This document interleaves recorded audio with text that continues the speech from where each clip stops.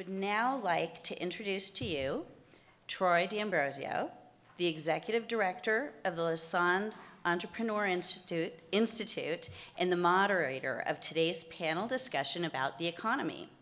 Troy is an expert at keeping his eye on the bottom line. Prior to joining the University of Utah, he acted as a co-founder, officer, and director of multiple startup companies that have attracted over $500 million in capital. Please join me today in welcoming Troy D'Ambrosio.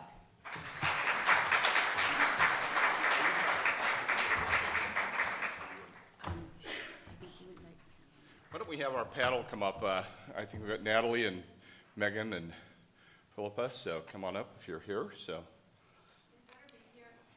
yeah, there we go.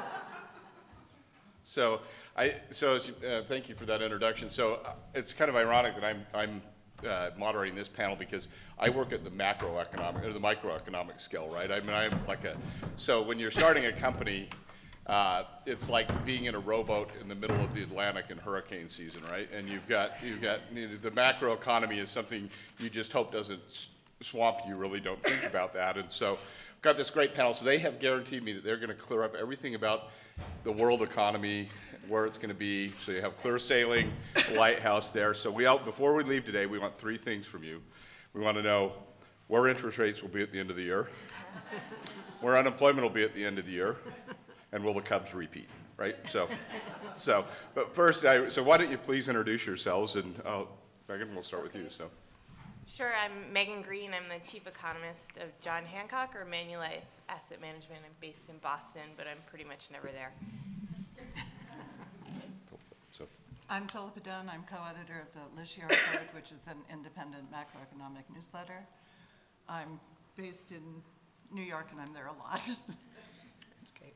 Natalie Gochner. I'm an associate dean at the David Eccles School of Business and direct the Kempsey Gardner Policy Institute, and I am sitting in for two of the economists that could not make the flight in Atlanta yesterday. And more than capable of filling in for two people. So if you can pull your microphones a little closer so they can hear you in the back of them. So I'm going to start off first, and I'll let whoever would like to take this. I do really want to know. So we're finally in an environment where the Federal Reserve is going to raise interest rates.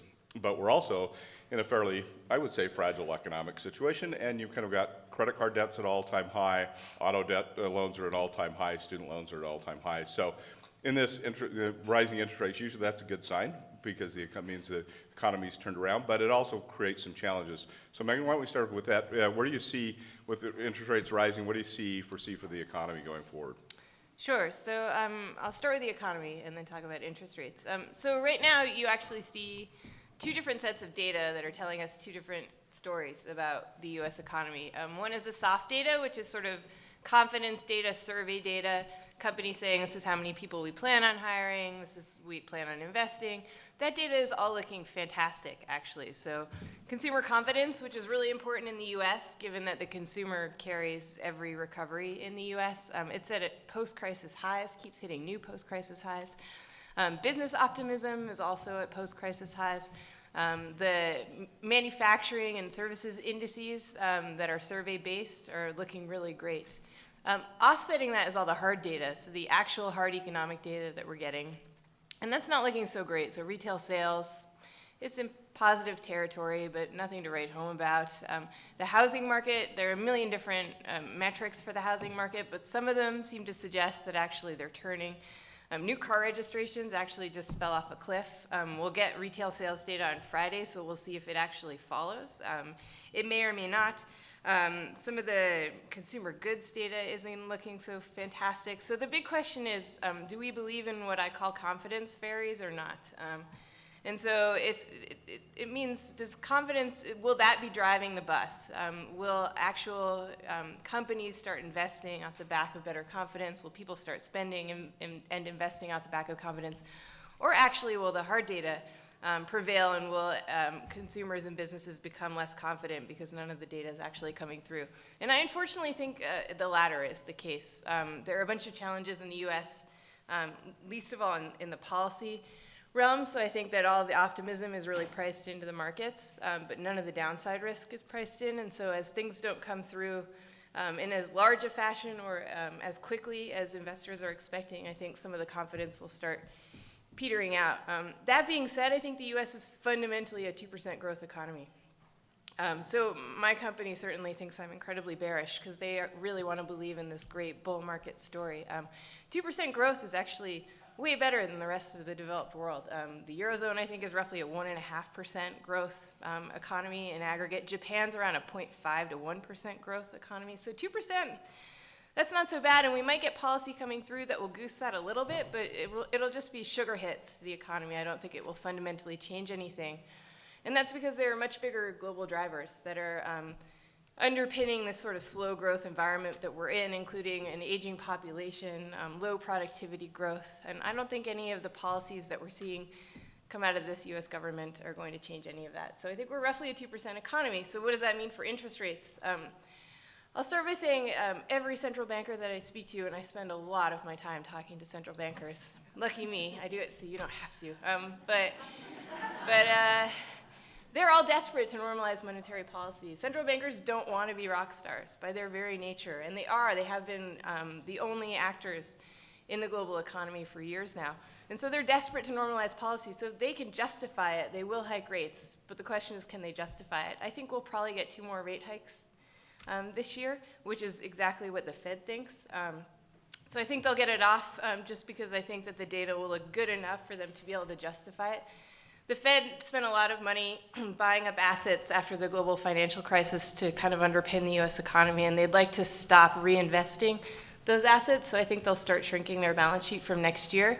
The problem is that hiking rates and shrinking the balance sheet are both forms of tightening, so they'll have to be really careful about doing both at the same time, and I think that their rate path from next year onwards will probably be slower than it will be for this year. Great. Philip, what's your view here? Well, it would be nice if I really disagreed with you, but I don't. So I also think the confidence data is way ahead of itself, the survey data. I have one thing to add to that from my own work. I work with the revenue estimators at the big states every month to find out where their withheld and sales tax receipts are coming in. So that's actual money coming into the state coffers. And that stream has indicated well in advance everything that's happened since 2000. So we saw the 2001 recession coming in. We saw the Great Recession coming in because first, sales tax receipts were growing way faster than withheld tax receipts, and that was because of all the equity extraction. And also the growth in sales tax receipts, a full third of it was coming from actual building material sector, not even considering real estate commissions and that kind of stuff, just actually in there. So the state guys knew it was going to blow up, and it did. So that showed up in 2006. And now what they're seeing is sales receipts falling well behind withheld receipts, and withheld receipts are also too weak for where we are. They should be stronger. So that's reflecting both wage problems and also on the withheld side, and then on the consumer side, just nervous consumers. So I think because we have weak wage growth, that's difficult in a consumption society, so that we're seeing there. And then the other thing I just wanted to add on the Fed, recently some of them have noted that the interest rates is something they know how to use. It's a tool they know how to use, and the balance sheet is a tool they do not know how to use. So they're going to be really leaning, I think, toward rates, but also at a much lower rate than a lot of people expect. I'm expecting 1 or 2 this year. Because I just don't think that the basics are in place for something stronger. Great. Natalie? Okay. I'll put a Utah perspective on this. It was Don't mentioned. brag. Don't brag, she says. It was mentioned that the U.S. is fundamentally a 2% economy. At the Gardner Policy Institute, I've been talking with our chief economist, Juliette Tennant, about how Utah's a 3% economy. Mm-hmm. And it's really kind of interesting because we have a unemployment rate and a job growth rate both at about 3%.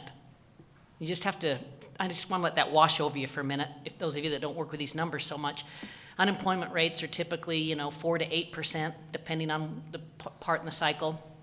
And job growth rates are typically, 1 to 3%. And we've got both of them at 3% roughly. And that's a pretty special combination and not sustainable, I might add. So we are late in the economic cycle. I think my colleagues on the panel would agree with that. I think I'll look at them, let them kind of chat to that. We're in our 8th year of expansion. In Utah, I wrote down the numbers here just to give you a sense. So we have this high job growth, low unemployment. Businesses are having trouble finding labor. Wages are rising. Our average annual pay grew by 3.2% in 2015, 3.7% in 2016, and local forecasts call for 5.3% wage increase in 2017. So we've got an economy that wages are rising, housing prices are rising, interest rates are rising, and you can start to see that we're late in the cycle. And I guess we should just, in this room, agree that we're all very fortunate that Utah has among the best economies in the country right now. Well, thanks for that. So I do want, that's a great overview. So I want to follow up on that, particularly on employment, right? I mean, I think it does feel finally here like a really robust economy where the wage rate's growing, unemployment's low, but it hasn't felt like that for the last few years. And we've been on a long streak of job growth, but it doesn't feel like that robust 1990s economy. And this is focused on labor and employment here. So has work changed? Has employment changed? I mean, there's articles in the Wall Street Journal about the end of employees, and there's the gig economy. So Philippa, why don't we start with you and kind of, what's employment look like? Has it changed fundamentally, and how does that factor into our kind of long-term economic future? Closer. Okay, so one of the things that I think is really important there, which to me doesn't get enough attention, is the rubber band concept. If you snap a rubber band a few times and throw it on the desk, it's going to go back to where it was. But if you really torture it for a while, it's going to lead to a whole new, what did you say? Experience in elasticity, where it's never going back to where it was. And a lot of grubby labor economists have adopted that theory, hysteresis, for the labor market. When you put a labor market through what our labor market went through, it's not going to get back to where it was before. So I think a lot of the talk, to me, well, I was given a wonderful example. The last time I was here, I took an Uber driver, and he was a highly educated fellow who had moved over from Turkey. And I asked him why he was driving Uber, and he said, well, he had been in the chemical engineer in the oil fields, but he'd lost his job. So I thought, okay, that's the way I think of the gig economy. So maybe it's a way to deal with a very tough situation instead of a whole new thing. But one labor indicator that seems to be losing its leading edge now is the difference between the household survey and the non-farm payroll. I'm not going to go into what that means because it takes too long. But the household survey comes from individuals, the non-farm payroll comes from establishments. So the Bureau of Labor Statistics is speaking to both groups. And usually when the household survey is doing better than the payroll survey, that means people who are self-employed are included. That is an indicator, it's a counter-cyclical indicator. It means that we're going down. But it's been in the danger zone now for 3 years and nothing's happened. So I think instead it's showing the changes in the employment world, but I think those are driven, I think a lot of those changes are involuntary. Okay, yeah. Yeah, can I just add to that a little bit? If you look at what we as Americans consume, 50 years ago, 2/3 of what we consumed were goods, and 1/3 was services. Now it's exactly the reverse. So 2/3 of what we consume are services, 1/3 is goods, and that matters in terms of employment and wages because goods producing sectors tend to be high wage sectors. Services producing sectors tend to be low wage sectors. So if you ignore the headline figure of the number of jobs that we're adding every month and look at the quality of jobs instead of the quantity, most of the jobs that we've been adding are in low wage, low hour sectors. And that's why we haven't seen so much wage growth, except for in Utah where there's been much higher than average wage growth. And if you adjust that for inflation, in particular real wages in the US in aggregate have just been stagnating. So that's why we're not feeling it so much. And I would say one of the reasons also why we're not seeing wage growth in the US is because we live in a globalized world. And so there's an absolute oversupply of cheap labor globally. And companies in the US don't have to hire just in the US anymore like they used to. And it started when the Iron Curtain fell and you got all these workers online from Central and Eastern Europe, but then China industrialized and urbanized. Next, India has already started. Next, it will be Sub-Saharan Africa. So there's no shortage of cheap workers globally, and that's not going to end anytime soon, and that's keeping the upward pressure on wages here muted. So Natalie, please. I do need to speak here because this is a place where I'm very different than our two panelists, but not because I disagree with their assessment about the global economy of the nation, but Utah's experience could not be more different than what I just heard. So let me just put a couple of fine points on that. Governor Herbert has his big economic summit on Friday. Maybe you've seen some of the billboards on it, but the word is opportunity. That's how he has framed this summit.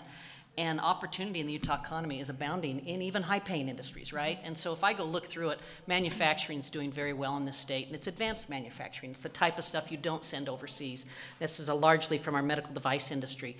Globalization, exports, very strong in Utah.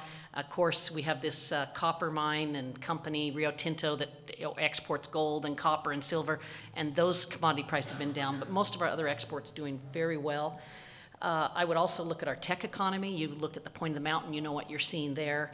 And then we have this airport that's being rebuilt. Those of you that flew in saw this, but this is our largest public works project in our state's history. It's a $3 billion investment in the Utah economy, and it takes a lot of these construction jobs and just puts that money into our economy. And my colleague economists on the panel will like to hear that this is not paid for by our own taxes, but by FAA grants, Delta Gate fees and other airlines, rental car royalties, and about $400 million in savings from the Salt Lake City International Airport. So it's a true injection into our economy. So we have if you think, Troy, that it has been not felt strong in Utah, that's not been my experience. My guess is, I was just saying, no, in Utah, we're I think different. I think we in have Utah been, it we has have been in a very prosperous moment for us. And it has been in the last 3 years, I think, particularly, right? I hope the audience feels this way too. I hope you felt that, because we have had strong job growth across the board, with one major exception, and that's in energy and mining because of oil prices and the like. Yeah. And I just wanted to add to that, I'm surprised you didn't brag about being the best state to do business in. Yeah, I could do that. That comes from being from a university setting instead of an economic development setting. But one of your highest rankings was in innovation and science, so Yep. that, yeah. Yeah, I think we do have that benefit. So I want to shift a little bit now, Ben. I think the employment discussion moves there is healthcare and what's happening in the healthcare market, what's happening in healthcare reform, and also the trajectory of the healthcare continues to consume more and more of our wealth, right? And we're spending more and more on that, and is that sustainable? Where do you see healthcare, and how does that long-term with employment where it is? You talk about the service economy shifting, and it seems that's going to have a fundamental change in how the economy manages both employment and healthcare. So I don't know who wants to take the lead on Could I that. just take one thing, because I have a factoid that I just worked on last week on that happens to fall right in. I didn't know this. I didn't set her up for this. So because there are a lot of people working part-time because of employers not wanting to provide health care either because they can or because they won't, a lot of times people say, well, you can't really look at the job stats in the same way because you don't know if you're looking at full-time or part-time employment. So one way around that is to look at aggregate hours, which is hours worked and employment on any given month, or aggregate payrolls, which also includes wages. So I went back and looked at the various subsectors in terms of aggregate payroll. So that includes wages, employment, and hours worked. And the component taken up by the healthcare sector has doubled from 11% of total aggregate payrolls to close to 20% since 1990, 1995. So that's how bad it is. I mean, it's a huge thing. And I'm one of the people who believes we need to overhaul the healthcare system so that we can compete with other countries, because we can't. I mean, when I talk to why my website designers are hired by the guy who works for us there in Argentina, the reason he's using that group is because they don't have college debt and they don't have healthcare. They don't have outrageous healthcare expenses, not because by nature their wages are lower. So in an area of sort of international labor arbitrage, that would be one way to put us in a better position. Megan? Yeah, I mean, I don't have much to add to that. Other than that, I think very few people would argue that Obamacare is perfect. The fact that the bill to repeal and replace it failed was largely down to internal divisions within the Republican Party about the bill or not about the bill at all. There are real fault lines within the Republican Party, but it seems that they've decided they're going to put healthcare on hold for a while. It's a shame that they're throwing the baby out with the bathwater, because there were some good reforms in that bill, and there are definitely some reforms needed, but I think we'll need to wait a while the government tries to push through some of their other policy priorities. Troy, I would just add that Utah is certainly not immune from these healthcare challenges. No doubt about it. We are fortunate, though, to be in a state that has high-value care, low-cost care, very evidence-based medicine-type care. And I'm going to ask my colleague Dave Perry to help me get the ranking right, since we should do rankings on our academic medicine. But for number one, academic medical center quality criteria is the ranks. so I have to say that so everyone can hear. But number one in the country for academic healthcare quality. And fifth in ambulatory. That's our most recent kind of ranking. That's impressive, and that's a strong suit for us. Great, thank you. So let's now shift also now, let's talk about the economic policy of the current administration, and particularly where you see the shift between an export economy and an import economy, and maybe a more restrictive nationalist policy. Do you see that having, I know, Natalie, maybe we can start off with you. I know it's having some kind of interesting immediate impacts in Utah. Yeah, I think that this is extremely dangerous for the Utah economy. That is the notion that we can just kind of put a wall around our country and not interact with the world and be better for it. I think globalization, I'm gonna opine here. I think the other ladies on the panel will jump in where they disagree, but I think globalization has been very good to the Utah economy. Our manufacturing sector's done well.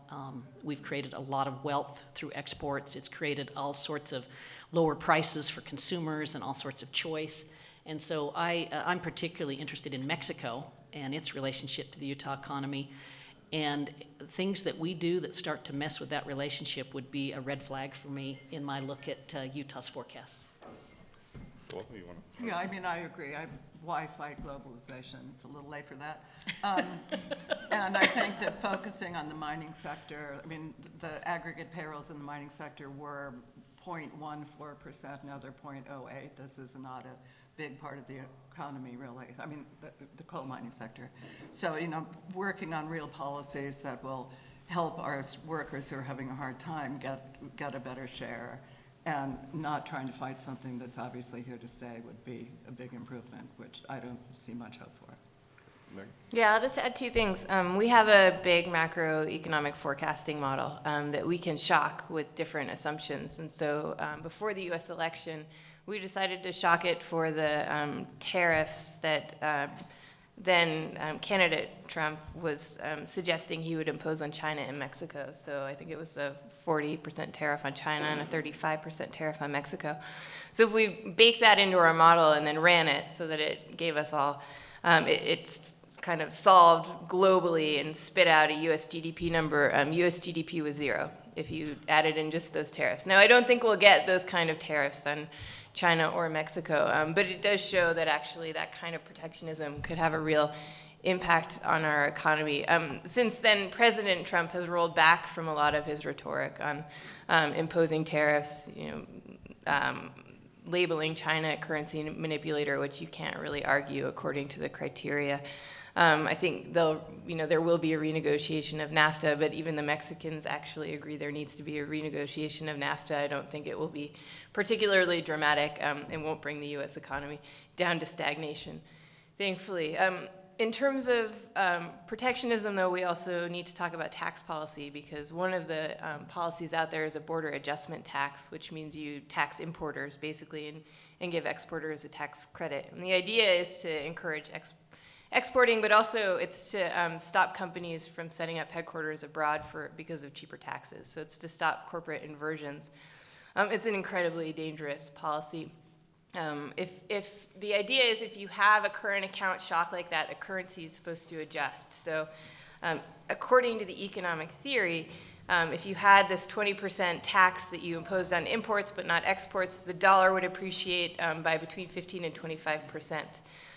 The dollar's already appreciated by 25% since mid-2014. So another 25%, that would be pretty difficult for anybody holding US dollar denominated debt, and there's $10 trillion of that out there. And also anyone who's actually using dollars for trade invoicing. If you think about oil, for example, it's all invoiced in US dollars, so it would make it all much more expensive. The reality is that actually economic theory doesn't usually work out so well. So, not to trash my profession or anything, but the reality is that it would probably take more than 5 years to actually adjust, in which case importers would just pass that tax right along to the end user. So it would just make imported goods incredibly expensive. It's like whacking the US consumer with a 20% tariff. And the consumer, as I mentioned, underpins every recovery in the US. So that would be a huge headwind for US growth. So it's a dangerous policy. Lots of Republican leaders don't really like it. Trump himself isn't quite sure how he feels about it, but it does raise a whole lot of money. It raises over $1 trillion over 10 years. And so it could fund a lot of other policies, and in the absence of this, they're not quite sure how they'll pay for much of anything. So I think that's the reason it's still on the table, but it's something to watch because it could have a huge impact on our economy and on emerging markets in particular, who are all sitting on US dollar denominated debt. I just wanted to add one tiny piece to that, which is there was sort of, someone overlooked to compare the size of the tax to the profit margins that importing retailers have, and the tax would basically wipe out their profits, so good luck with that one. Good luck with that one. Megan, you mentioned, I want to follow up on one on energy, right? In the past, energy and oil particularly has been one of those things that's been, depending on what happens, a huge shock or a huge benefit to the economy. But it's changed over the last few years with shale oil and gas production. So how do you view energy in the economy now as a plus minus? Is it neutral? Is it no longer as big an issue for an economic shock or change?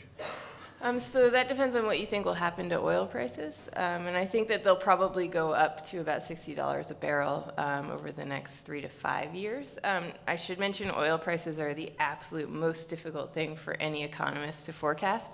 They're also the first input we put into any macroeconomic forecasting models. So if you get oil prices wrong, pretty much everything is wrong, which is just to say take forecasts with a grain of salt. Well, one thing that we've been harping on, which I hope would be of interest, is that people always believe that if you have a drop in oil prices, then people spend more money on other things, but there's really no evidence that that's true. We went back and looked at the history, and it does benefit certain restaurants, but it's in a sort of upsetting way. It's like more desserts, more slices of bacon. I mean, someone actually went in and did the research on that. But there's really no correlation between other spending, and because of who we are, what did Elliot say? We shouldn't try to not be who we are. We basically just go out and buy more gas when it's cheaper, so.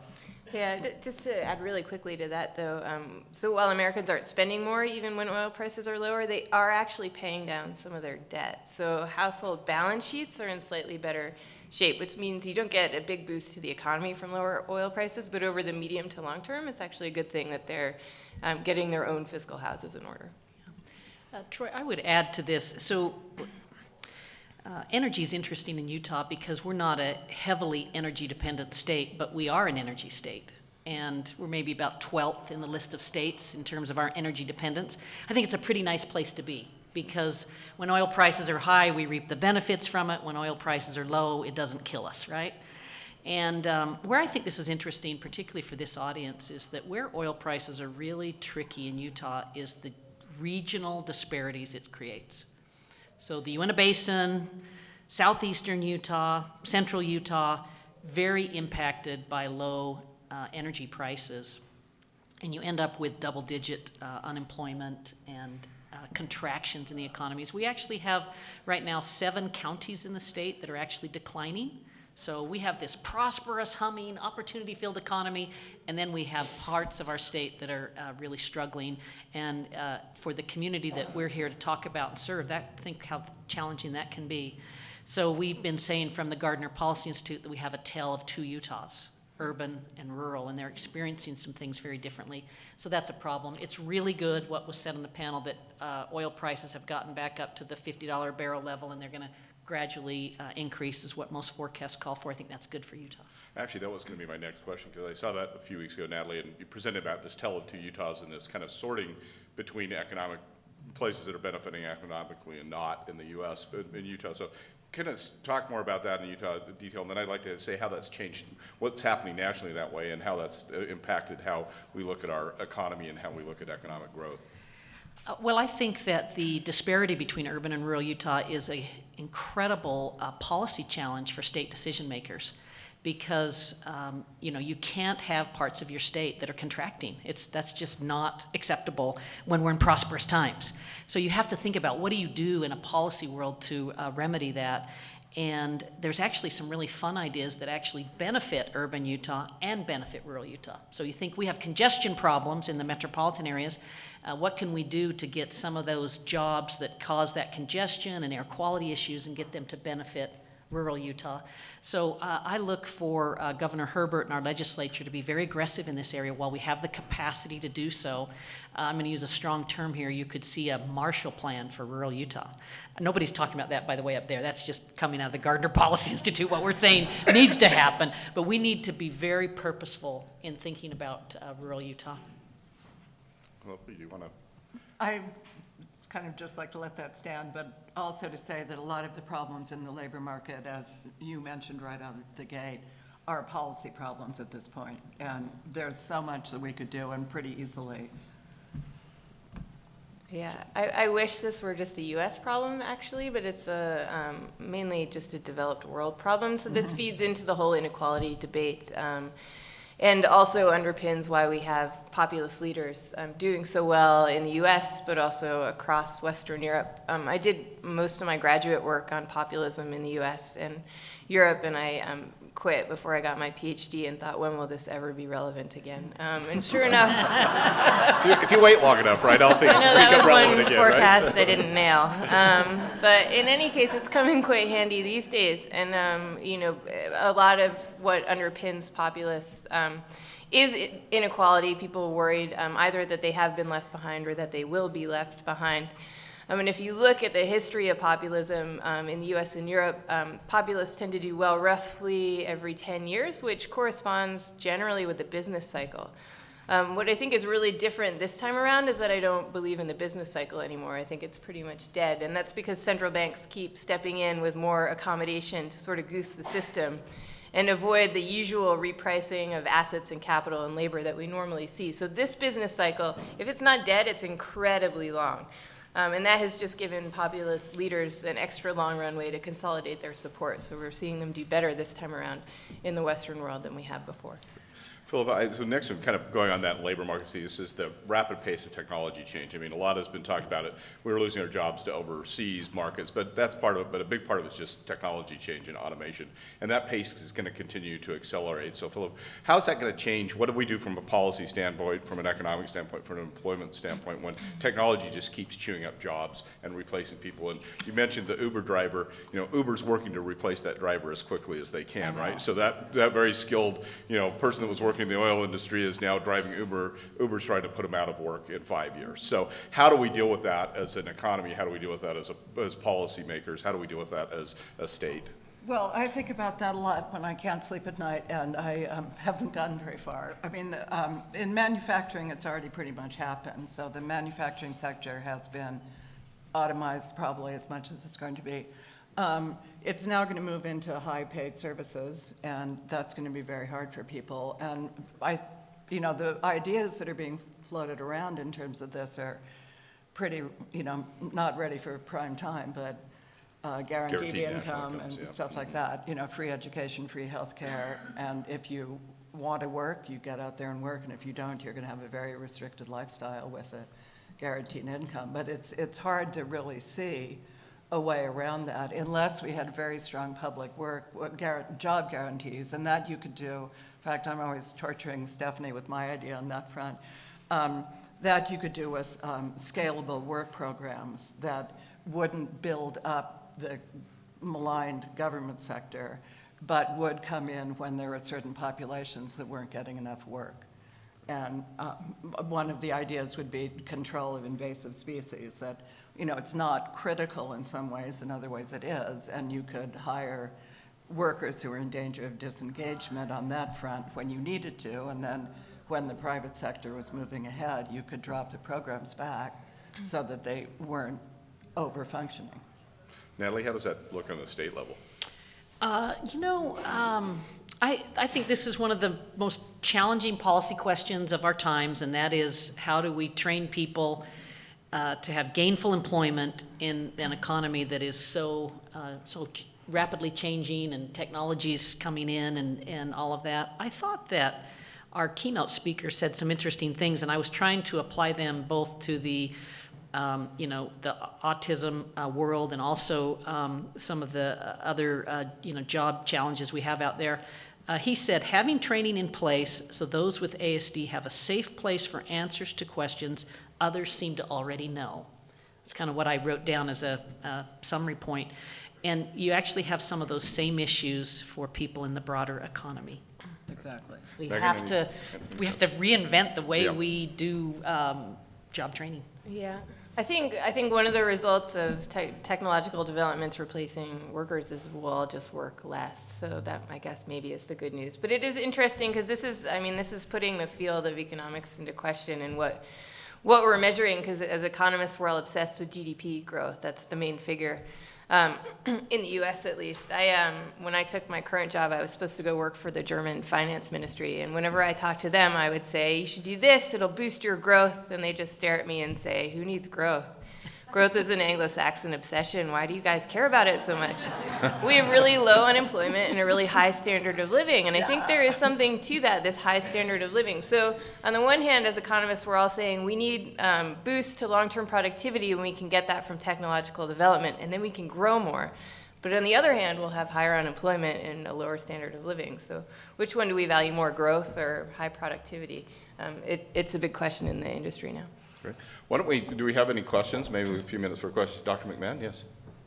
So there was a book published 2 years ago by a French economist named Thomas Piketty. and he looks at distribution of wealth over centuries, actually, and states that labor versus capital, that now the distribution of wealth is so heavily in the capital side that that's similar to before the French Revolution. And is there tax policy or employment policy or any policy? Well, first of all, do you believe the numbers? And secondly, do you see any approach other than French Revolution? Didn't turn out that well for a lot of people, so. There are a lot of, he also works with Emmanuel Sayes, who's at Berkeley, and there's full corroboration of that data everywhere. One of the big problems there, and this is, I would say, one of our basic civic issues, is someone I work with has put together all the research on how the public actually feels about using tax policy to solve these problems. And there are always these stereotypes, the idea that these sort of stupid people believe that they're going to win the lottery and so they don't want higher taxes is totally what it appears to be, just not true. A lot of people don't really understand how extreme the income inequality is. They think that they themselves perceive that they would be wealthy if they made $150,000 a year, and they would indeed be wealthy if they did. But they don't understand the magnitude of what other people are making. And they also don't trust the government to handle it through tax policy, because they assume, probably correctly, that if the rates are raised on the wealthy, that they will get out of paying it, and then somehow it'll filter through to them. So they see it as something that's going to hurt them even more. And they also believe the trickle-down and job creator theory, that if you cut the taxes of the very wealthy, you will create more jobs. And what has happened with the cheap money that we have, and I don't blame the Federal Reserve for keeping rates low, because they don't want to be the ones to make the mistake, but that money has come back into the stock market and stock buybacks instead of being put into useful job-creating investments. So we've sort of lost the opportunity of low interest rates to get out and do real research. Our profit margins returned to pre-recession levels well before our R&D investment got anywhere close. And once again, we were grouped with a bunch of countries that usually Americans don't think of themselves as grouped with. So it's a big, big long-term problem. Megan? Yeah, I would say the most frustrating thing about that book is the end, where he says we should create a global sovereign wealth fund, and that could sort all this out, but that's definitely just never going to happen. So, I mean, he doesn't offer any solutions himself. It's hard to do with policy, but I would go one step further and argue that labor is the new capital. So this recovery has been remarkable in that there hasn't been any recovery in capital expenditure investment. And I think there are two main reasons for that, and one is very cynical, but the other isn't. I'll start with the cynical one, and that's that the C-suite can issue themselves, because of regulatory change actually in the 90s, they can issue themselves options grants that are out of the money, and then they engage in stock buybacks, and their stock prices go up, and then they're in the money, and they can exercise them, pocket the cash, do it all over again. So that's one reason. Part of it is regulatory, but part of it is to do with the labor market. And I think companies just feel, why should I buy a fancy new machine that I'll have to use for 10 years to make it useful when I can just hire a load of really cheap workers? I don't even have to pay them benefits anymore. I have much more flexibility. And so a lot of it is down to wage growth, and there's just been re-switching between labor and capital. So now, instead of buying machinery, companies are just hiring loads of workers. And that's going to be the case until wages start going up. But that's problematic for all of the reasons I mentioned before. Natalie, on a Utah level? I did not expect to come here this morning and talk about the French Revolution. But I love that. Nobody ever expects the French Revolution. Nobody ever. But a great question. The local commentary I would provide is this, and this is a little bit tortured, but let me do it. Utah's going to keep growing. And a big part of that is our birth rate, as you know. So the U.S. Population grows because of in-migration. The Utah population grows because of both natural increase and in-migration. So we're this growing place. We have really, the research would show that Utah does very well on social mobility and does very well on the distribution of income relative to other states. And a lot of people have asked questions, why is that? What is different about Utah? And we have a well-diversified economy, so if one thing falls, there's another place to go. I mean, that might be part of it, but I think a lot of people increasingly believe it's because of strong social capital here. And, if you're down on your luck in Utah, there's help. And I realize that this most recent homeless services debate has, created some really tough feelings and made us all kind of question our character a little bit. But we do operate both a government welfare system and private welfare systems in Utah that are very strong. And this is what's provided in the ecclesiastical world, and I don't mean just LDS, but with the LDS and other faiths here. And so we have a lot of support networks. And I wonder if Stephanie and others would agree with me. I'm seeing some nods. But that tends to be a big part of why we do so well when you look at distribution of income and social mobility in our state. Very positive. I would say to my other panelists that some other states could maybe learn from Utah in that regard. Okay. I've Final. been thinking that all out here. Yeah. Have you? And also, and for a long time when I've been coming out here, and also immigration thinking seems pretty Progressive, Yeah. yeah. Way Final better. question, the Cubs, they repeat? I actually asked the Chicago Fed president, Charlie Evans, that as my one question I could put forward. He says yes, so. He says yes. Okay, Yeah. if they- Don't listen to him. Don't listen to him. no, repeats are hard to do, so.